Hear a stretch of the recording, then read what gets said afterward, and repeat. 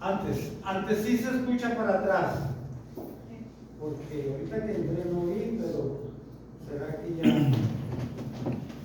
me anda variando de ahí. Bueno, dijimos entonces que vamos a la Biblia y vamos a encontrar la cita ahí en Mateo capítulo 12, la cita que vamos a considerar para el sermón. Mateo capítulo 12, versículo 43 al 45. Mateo capítulo 12, versículo 43 al 45. Dice la Escritura: cuando el espíritu inmundo sale del hombre, anda por lugares secos buscando reposo y no lo halla. Entonces dice: volveré a mi casa donde salí. Cuando llega la halla desocupada, barrida y adornada.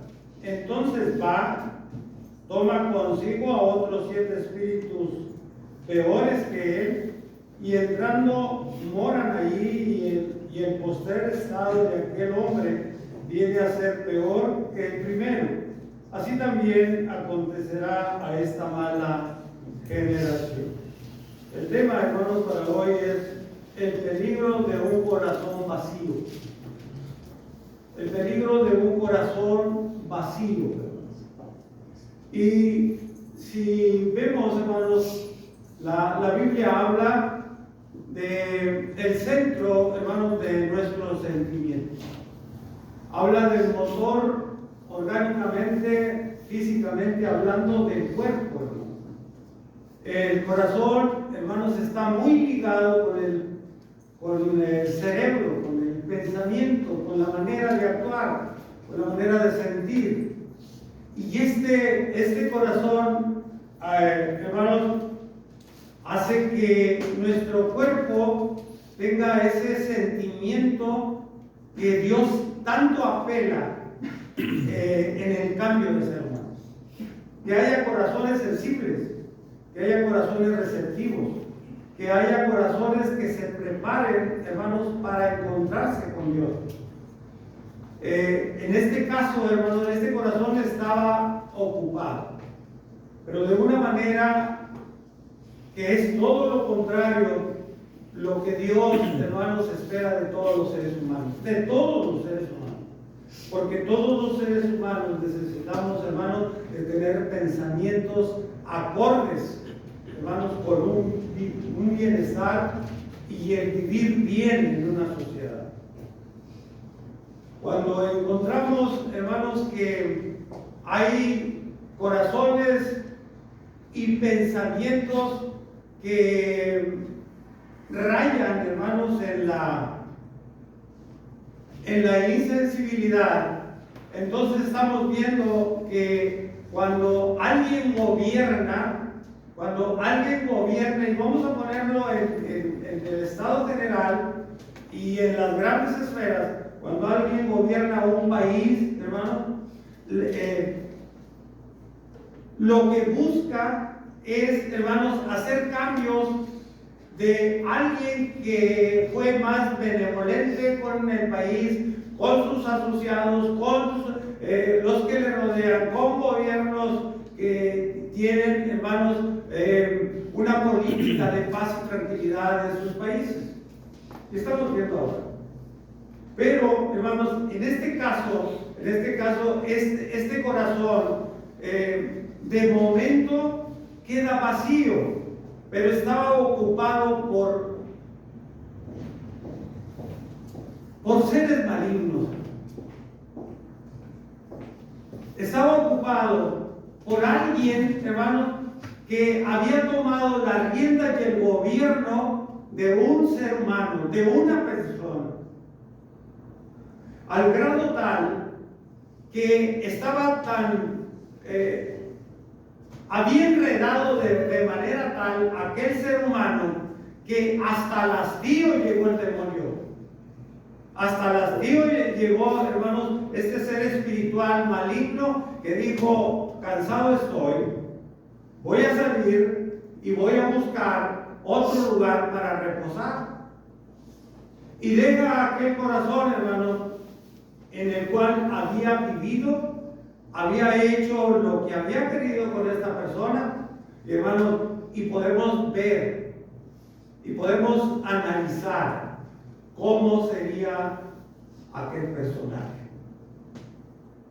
Porque si nos acordamos, hermanos, el endemoniado gadareno, la actitud que tenía de vida, dónde se desplazaba, dónde vivía, cuál era su modo viviente de este hombre que tenía el demonio, hablando del gadareno. Dice la Biblia, hermanos, que vivían los sepulcros.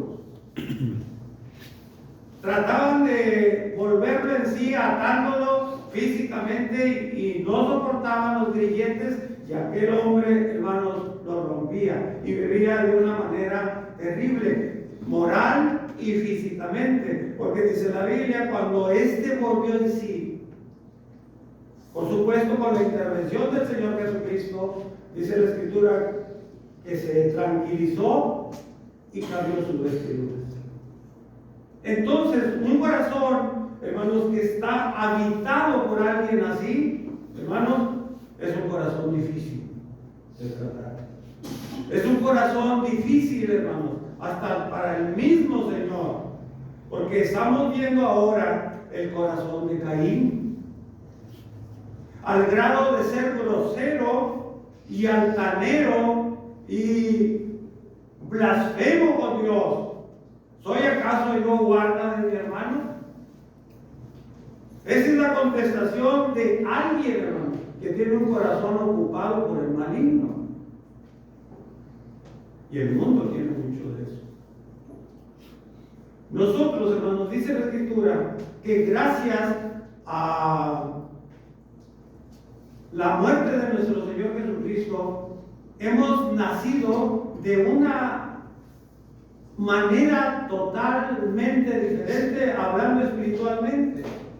La segunda carta a los Corintios, capítulo 5, versículo 17, dice la Escritura: de modo que si alguno está en Cristo, por supuesto que Cristo está en él, de modo que si alguno está en Cristo, nueva criatura es, con un nuevo corazón, con un nuevo pensamiento, con una nueva vida, con un nuevo futuro, hermanos, espiritual. Entonces no hay razón para pensar es que la carne es débil. Sí lo es. Sí lo es. Pero también tenemos un corazón conforme a Dios. Pero también tenemos un futuro espiritual que no va a aceptar que esta carne débil y corrompida entre al reino de los cielos. Bueno, vamos a ver este corazón y lo que quiero que veamos, hermanos, cómo Dios sigue siendo el Dios de las oportunidades. Ahora, este ser demoníaco, hermanos, este espíritu que no, hermanos, es nada bueno en las personas, en el corazón y en el pensamiento, porque digo, hermanos, que el corazón está ligado fuertemente, estrictamente con el cerebro, con nuestros pensamientos. Entonces lo que dice la Escritura, dice: cuando el espíritu inmundo sale, entonces se queda un corazón vacío, un corazón sin maldad, un corazón libre para poder, hermanos, ocupar ese espacio que deja este espíritu inmundo de cosas buenas. Dios, hermano, Dios no es cruel con los seres humanos.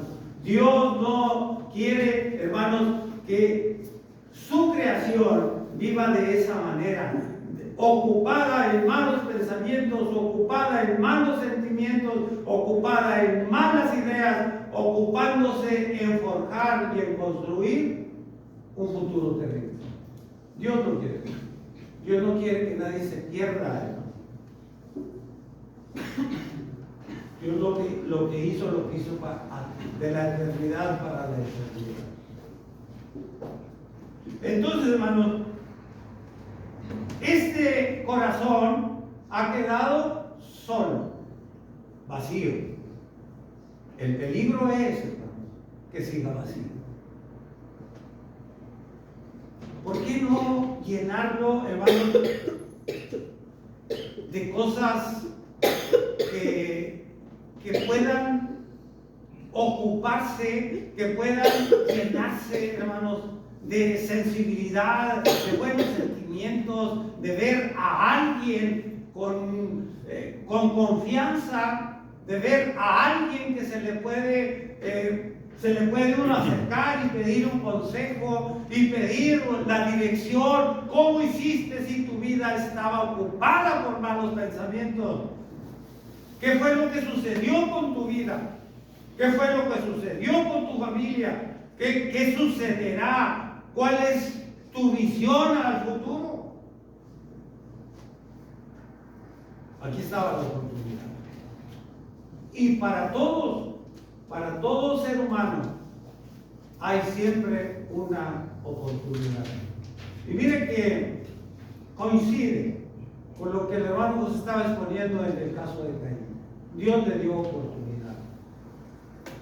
Dios le dio mucha oportunidad. Y la primera oportunidad que yo veo en cuanto a lo que el hermano expuso también es, hermanos, este diálogo que tuvo Dios con Caín, con un asesino, para que volviera en sí, como lo hizo con Adán y Eva en el huerto. ¿Dónde estás tú?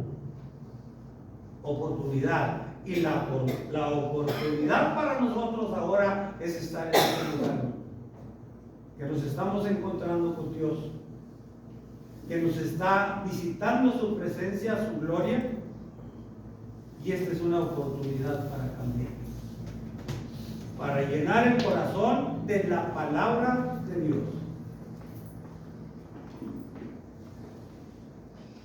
Me acuerdo también de Lucas 15, el contraste de alguien que no culpa a Dios, pero que tampoco, hermanos, le quedan ni tiene argumentos para ocupar al diablo, para culparlo. Aquí ya no está gobernando este espíritu inmundo, ya no está. Hay lugar para cambiar. Cuando el joven en Lucas 15, hermanos, el hijo menor supo que había dinero, supo que tenía posesiones, supo que tenía dinero y tenía la oportunidad de conocer el mundo, lo que se había privado en una casa donde había gobierno, donde había un padre, hermanos, que estaban a la sombra de su dirección, donde había una familia que tenían a Dios, hermanos, como su Dios, donde había temor de Dios. Este muchacho dijo: dame lo que me corresponde, y se le dieron tal cual es. Y miren, hermanos, cómo la oportunidad la tenía en sus manos este chamaco, este joven.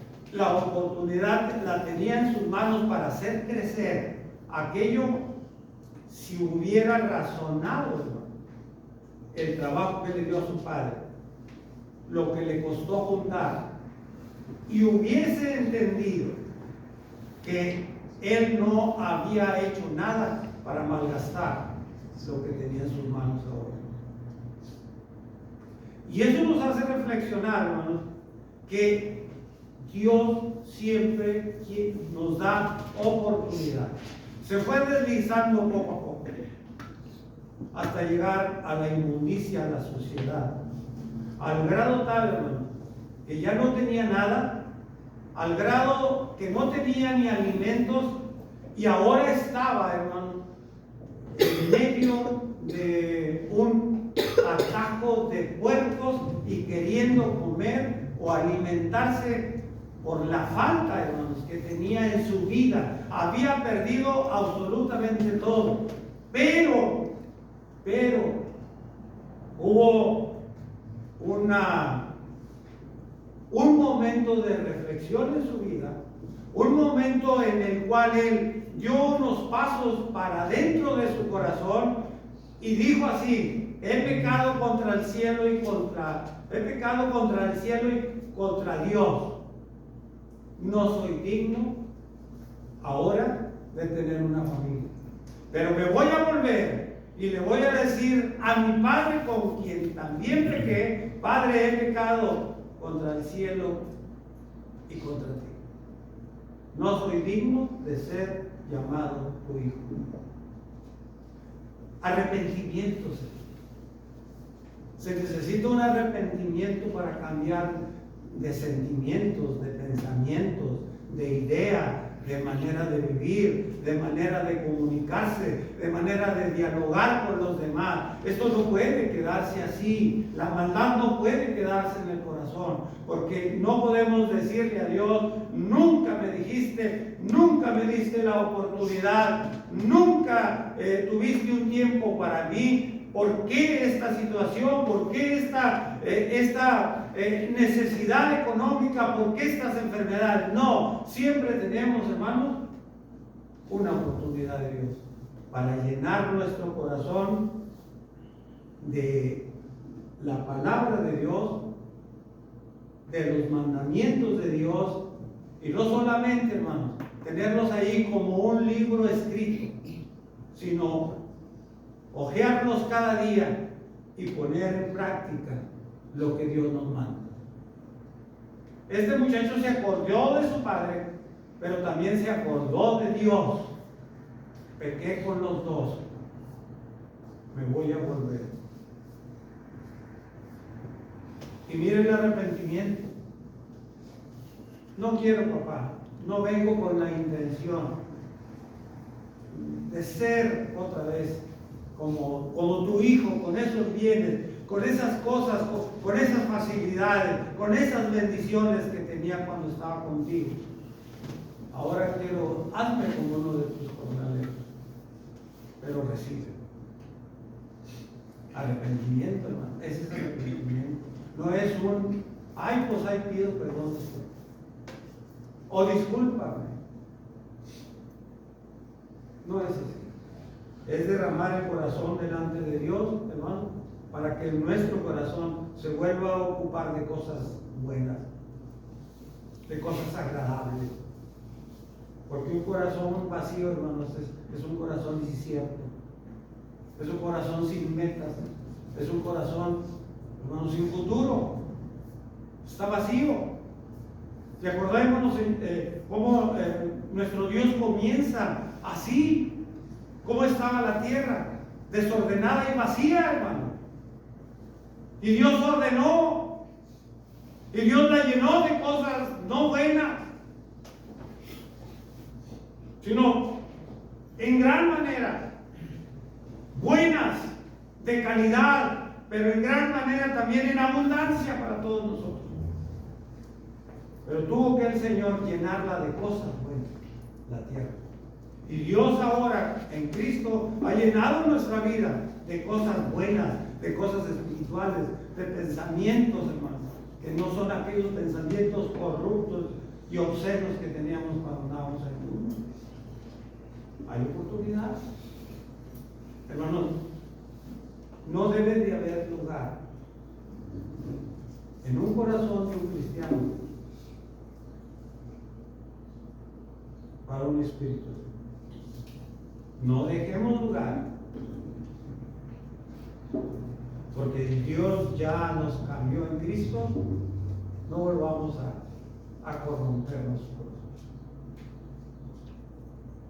Pero también, hermanos, el peligro de un corazón vacío. Miren, versículo 44, Mateo capítulo 12, versículo 44 y 45 dice la Escritura. Entonces dice: volveré a mi casa donde salí cuando llega, la halla desocupada, barrida y vacía. Entonces va, toma consigo otros 7 espíritus, pero peores que él. Y entrados moran ahí, y el postrer estado de aquel hombre viene a ser peor que el primero. El peligro, hermanos, de tener la oportunidad de Dios de cambiar el corazón, de cambiar sus pensamientos. Dios, hermano, nos recogió en una situación espiritual terrible. Dios nos aceptó, hermano,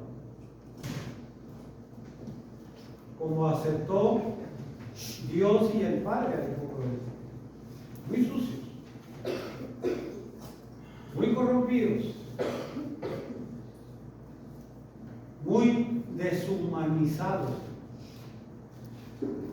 Ahora ya somos diferentes. Y yo, hermanos, estoy seguro que cada uno de nosotros lucha para que su corazón no sea ocupado por el maligno. Si hay algo, si hay algo que todavía queden indicios de la manera tan natural de vivir, ya vamos a echarlos para allá. Ya vamos a darle lugar, hermanos, a otras cosas.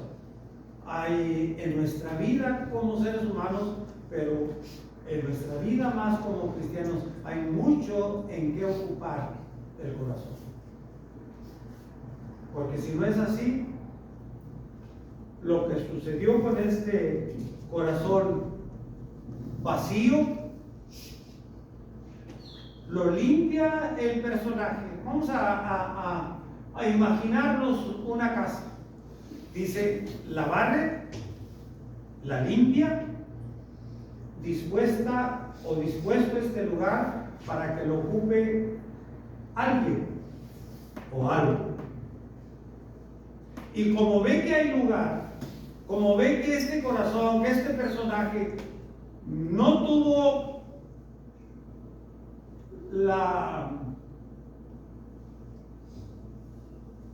el momento, no tuvo, hermanos, la ocupación, no tuvo, hermanos, el sentirse limpio de su corazón, lo barre. Después queda limpio porque el Espíritu sale de él, pero ahora deja lugar no solamente para quien lo ocupaba, sino ahora hay lugar para más, peores que él,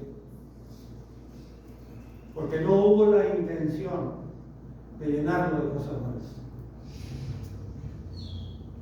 Y así hay corazones, así los hay.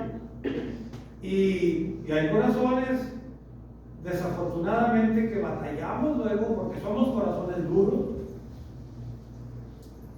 porque la respuesta es: así me criaron, así me enseñaron, así soy, este carácter no lo puedo cambiar, este sentimiento, esta idea y estos pensamientos no los puedo cambiar. Imagínense cómo anda nuestro espíritu, en nuestro ser. Que estos espíritus, vamos a verlo literalmente, entraron más, y el Espíritu de Dios en una persona que es cristiana se contrita, hermano, se hace a un rincón para darle paso a las cosas malas, para darle paso a aquellos seres que, inquietos, hermanos, por naturaleza espiritual, abarcaron todo el lugar de un corazón que se encontraba vacío. Por eso, hermanos, la Biblia nos enseña que no le demos lugar al diablo. No le des lugar. El diablo está buscando, hermanos, un orificio para entrar en nuestra vida. El diablo anda, dice Pedro, como un león feroz, rugiente, con ganas de destrozar lo que tan bueno puso nuestro Padre Celestial en el corazón, en nuestra vida. El diablo anda, hermano, buscando un orificio en las familias para destruirlas. Entonces, los que ya, hermano, fuimos llamados por el Evangelio y lo aceptamos voluntariamente e hicimos de la muerte de nuestro Señor Jesucristo el lugar espiritual que limpió nuestros corazones, ya, no sé, hermano, no sé cómo decirlo, para que se entienda práctico, literal, diario, el que ya no le demos lugar a eso. ¿Cómo es de que un cristiano pueda olvidar un sentimiento de rencor, de contrariedad, de desafío por otro cristiano? No lo entiendo, la verdad que no lo entiendo.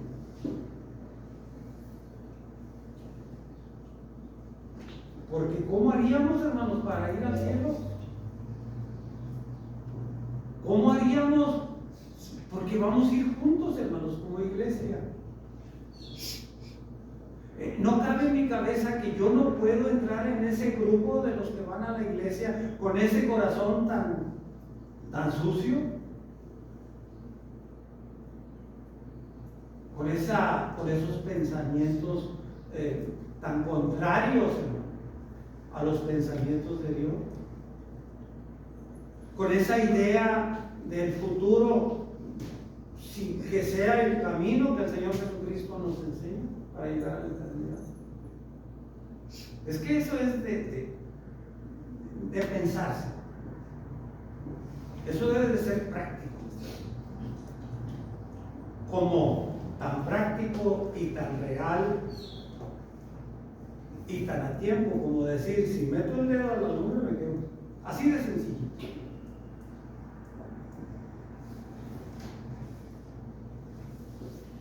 Si seguimos con un corazón así,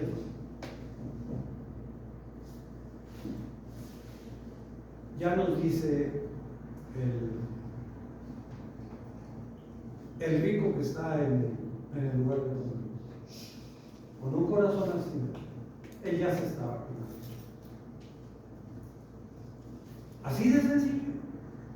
Es que la Biblia no es complicada, la palabra de Dios no es complicada. A veces nos complicamos la vida nosotros.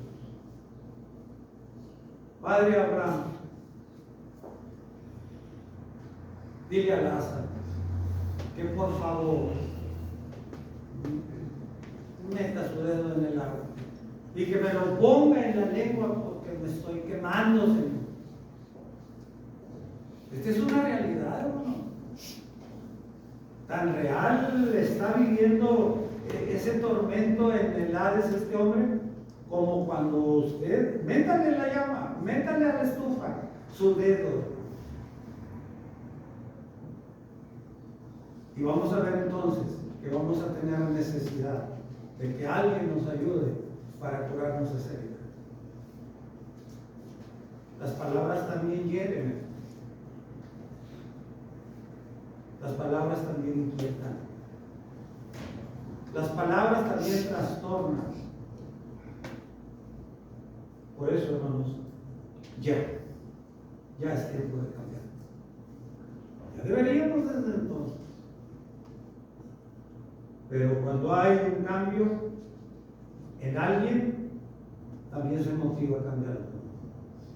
Pero que ese cambio se vea, que ese cambio se palpe, que ese cambio se digiera, que en ese cambio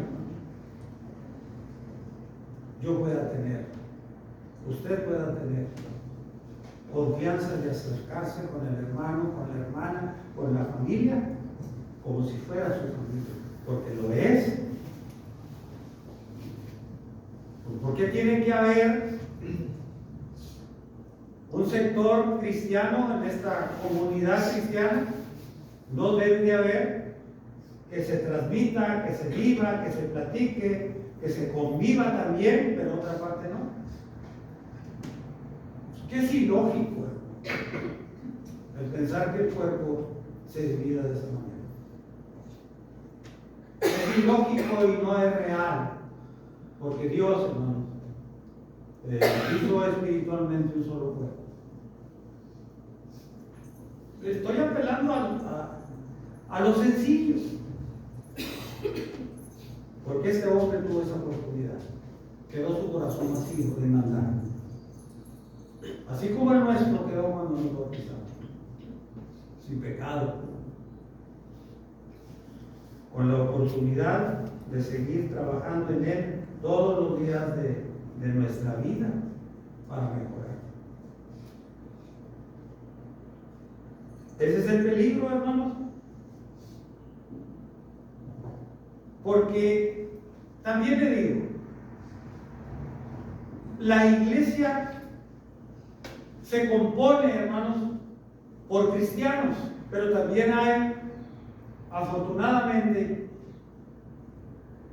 hay amigos que nos visitan, amigos que están con nosotros, amigos que comparten ahora estos días con nosotros. Y digo amigos, porque lo son. Ahora veo con agrado toda la familia de nuestro amigo. Y eso. Pero, hermanos, hablando de nosotros como cristianos, si como cristianos no avanzamos, en todos los sentidos, es un retroceso. Para Dios no hay punto neutro. ¿Eres frío o eres caliente?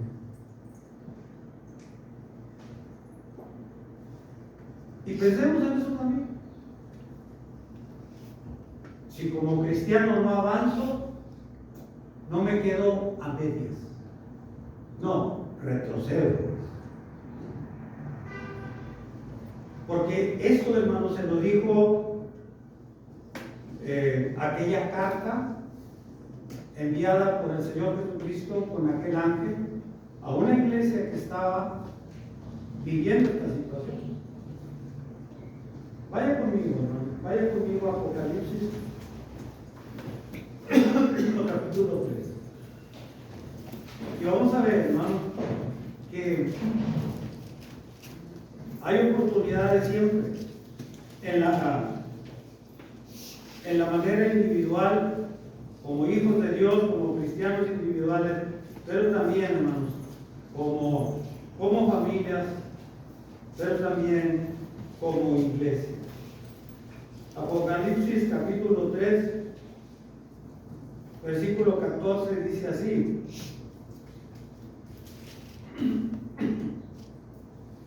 este mensaje que escribe el ángel, hermanos, a la iglesia que estaba en la Odisea, dice: y escribe el ángel de la iglesia en la Odisea, he aquí el amén, el testigo fiel y verdadero, el principal de la creación de Dios, dice esto.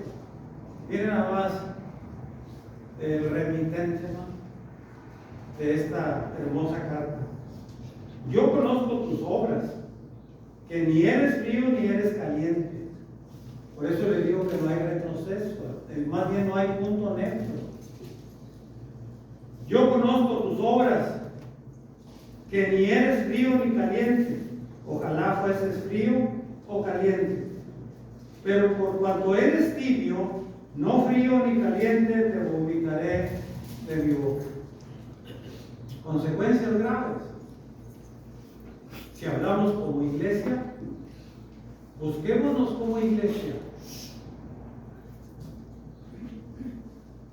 Si nos soportamos los unos a los otros como iglesia, hagámonos, hermanos, con fortaleza espiritual, con fuerza, con decisión, con dedicación, con ganas de que esta congregación vaya adelante, caminando juntos. a mediación.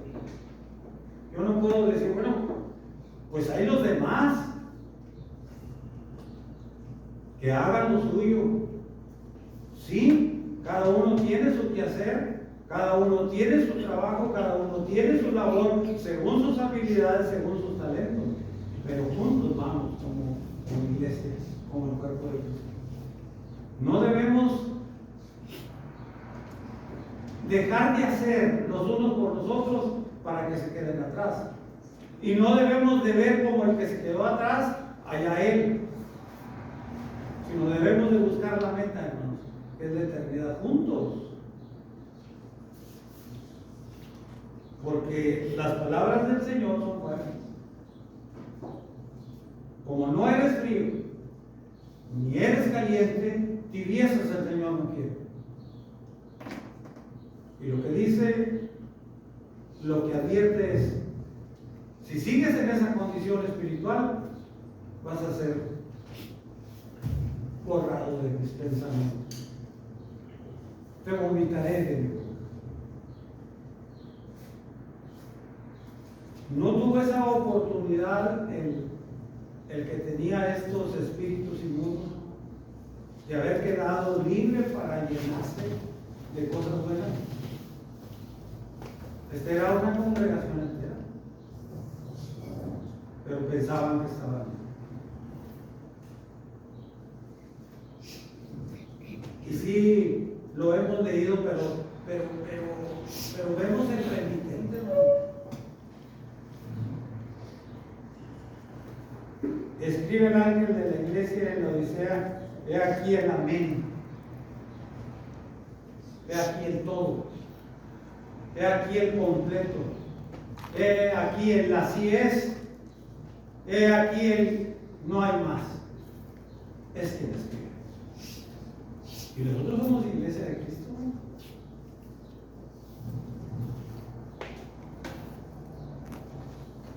El testigo fiel.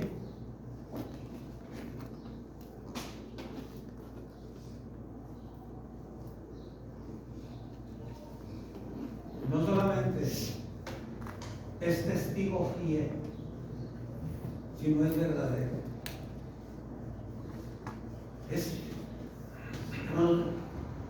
¿A dónde? ¿Qué buscamos? ¿A dónde recurrir?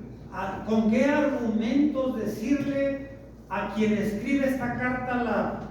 ¿Con qué argumentos la iglesia en la Odisea, los hermanos en la Odisea, con qué argumentos le dicen: te equivocaste? Esta carta no es para nosotros. Esto no cabe en nuestra vida, no cabe en nuestro pensamiento. El testigo fiel y verdadero, el principio de la creación de Dios, dice esto. Él estaba antes de que usted y yo estuviéramos. La verdad, si sacáramos un estudio de aquí, de este texto, no tendríamos material tremendo. Aplicarse de una y de muchas maneras. ¿Qué le puedo decir a mi papá? Sí puedo. ¿Para qué me trajiste a la vida? Si yo no te pedí venir, yo no te pedí nacer. Cuando el Padre nos construyó y en esa construcción plantó y regó, y el fruto que somos nosotros, ahora le decimos: dame lo que me corresponde, ya no quiero vivir contigo. ¿Para qué me trajiste a la vida? Yo no te pedí. Pues es lo mismo que argumentáramos con quien escribe la carta y decirle: lo pedí, tú me lo diste. O decirle a Dios: yo pedí a tu hijo para que por medio de su muerte yo salvara la mía. Pues hay quienes llegan a esa blasfemia. Y no solamente en los tiempos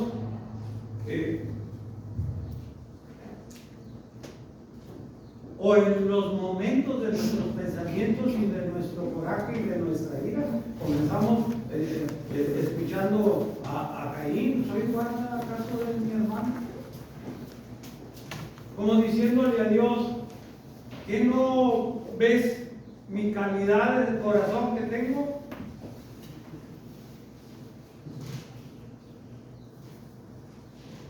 Dice la Biblia, hermanos, ahí: en todos los tiempos sucede esto.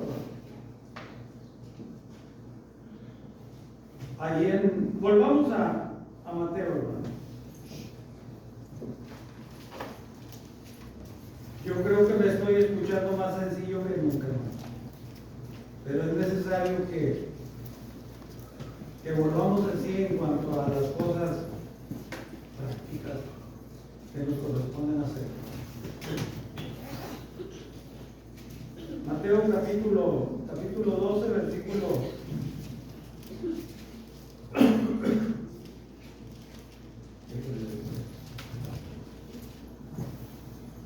porque mire lo que se pensaba de este tema en cuanto a los corazones vacíos del Señor Jesucristo.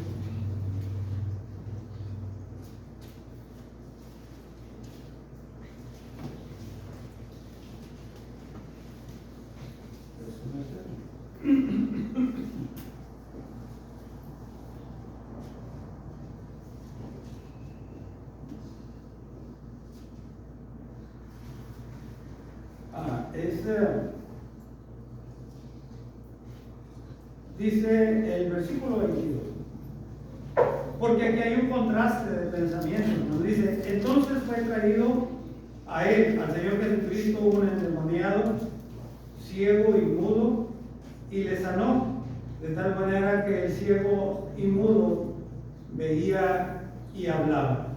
Toda la gente estaba atónita y decía: ¿será este aquel hijo de David? Mas los fariseos, al oírlo, decían: este no echa fuera los demonios, sino por Belzebú, príncipe de los demonios. Sabiendo Jesús los pensamientos de ellos, les dijo: todo reino dividido contra sí mismo es asolado, y toda ciudad o casa dividida contra él mismo no permanecerá. Había alguien, hermanos, que sí había tomado en cuenta lo que el Señor había hecho en aquel hombre necesitado de poder ver y hablar y todas estas cosas.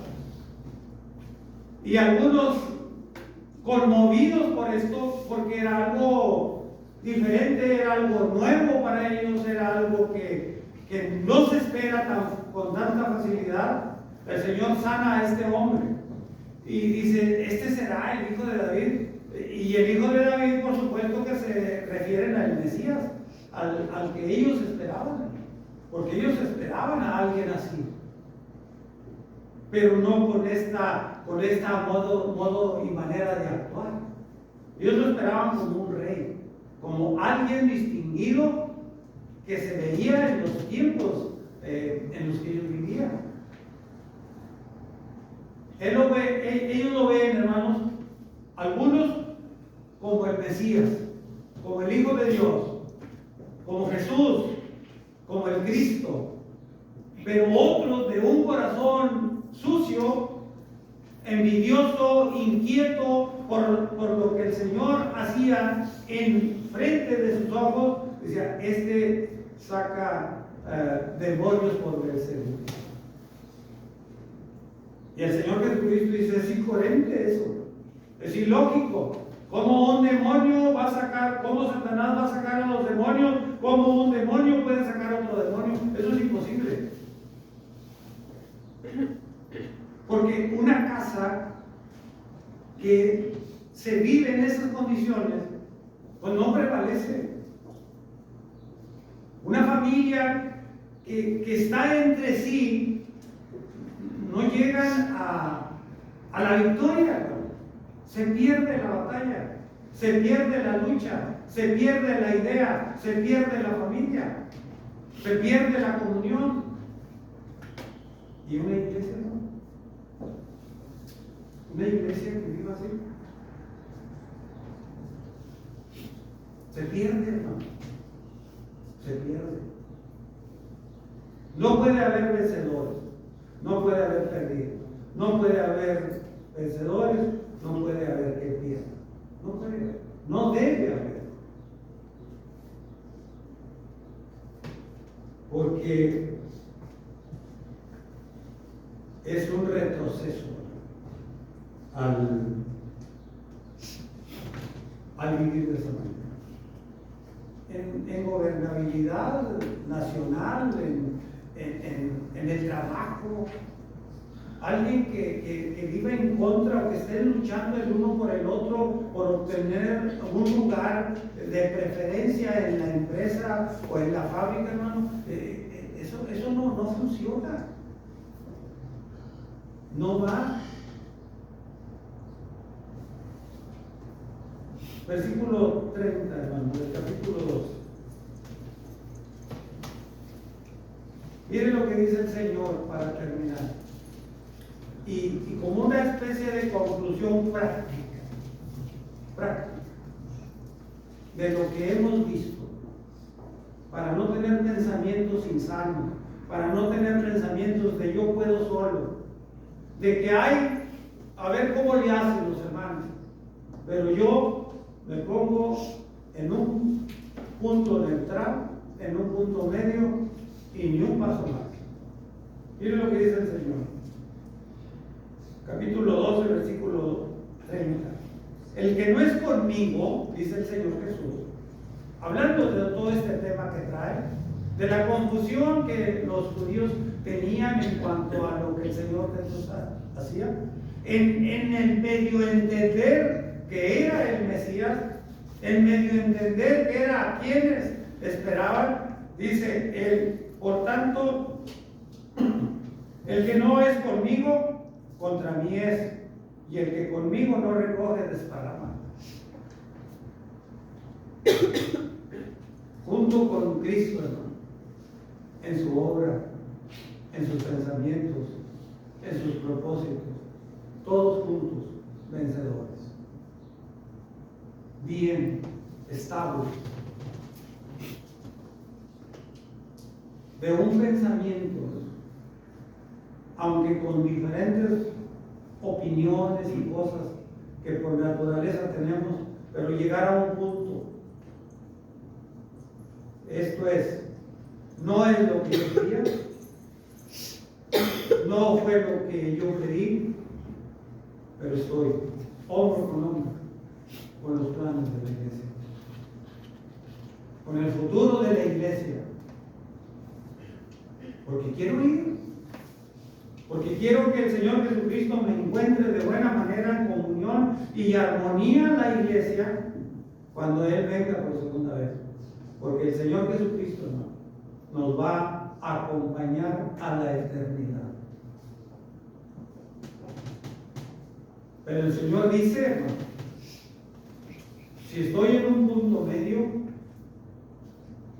no junto, el Señor lo ve como desparramar, como hacerle daño a quienes luchan por mantenerse firmes en la obra del Señor.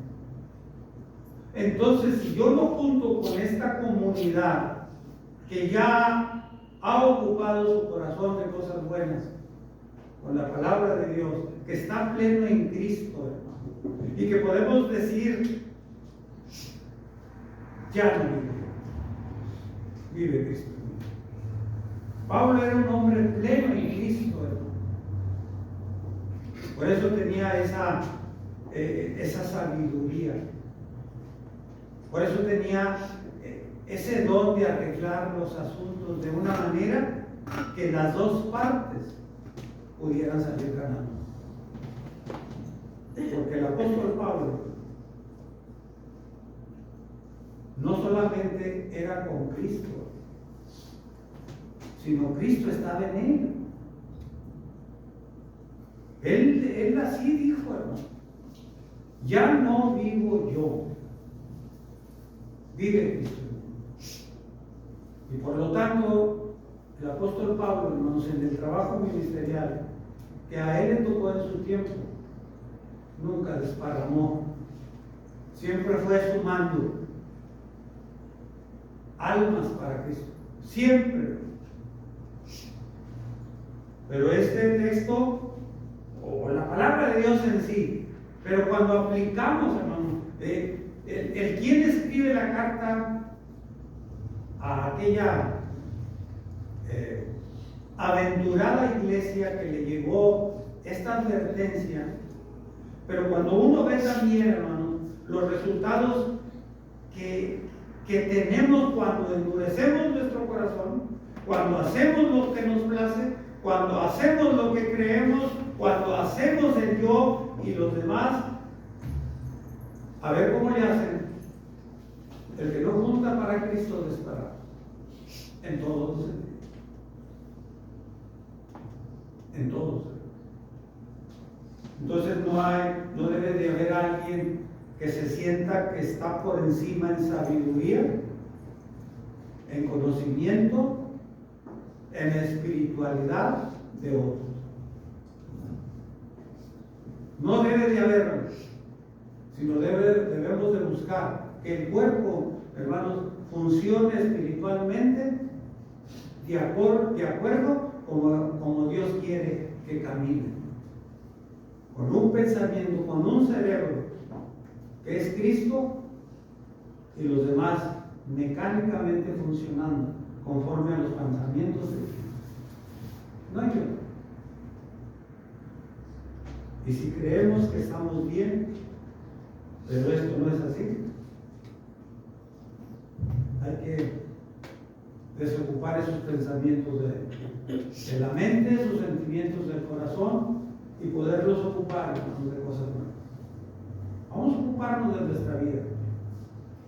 Vamos a ocuparnos de nuestro caminar por esta tierra y que Dios se ocupe de lo que nos hace falta. Nada más.